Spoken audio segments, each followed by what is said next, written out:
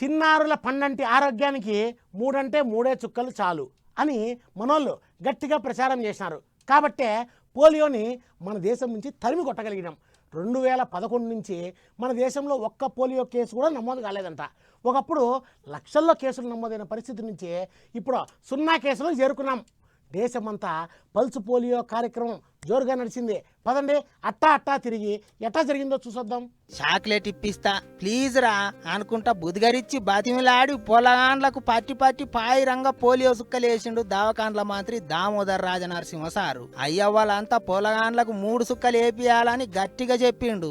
అంతేకాదు sir తరపుకెళ్ళి దవాఖానకు ambulance కూడా కొనిచ్చిండు.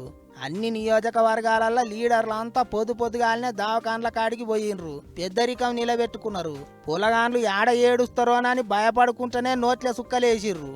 అటు సత్యనపల్లి కాడ అంబటి రాంబాబు సారు పిల్లగాండ్లకు పోలియో మందేసిండు. ఇక అయ్యవాళ్ళంతా ఇంకే పని పెట్టుకోకుండా పొలగాండ్లను ఎత్తుకొని లైన్లు కట్టిర్రు. 3 సుక్కలు వేయించుకొని ఇంటికి పోయిండ్రు. ఇక ఆయితారం సురువైన సుక్కల మందేసే కార్యం ఇంకో 2-3 దినాలు నడుస్తుందట. 4-5 తారీఖులలో ఊర్ల పొంటి పిల్లలకు పోలియో సుక్కలు వేస్తారట. 6 తారీఖు నాడు పట్టణాలల్లో ఇంటింటికి తిరిగి మందేస్తారట. మరి యాది మరవకుర్రి, ఎన్ని పనులున్నా ఎంత బిజీ ఉన్నా పొలాన్ల కంటే ఏది ఎక్కువ కాదు.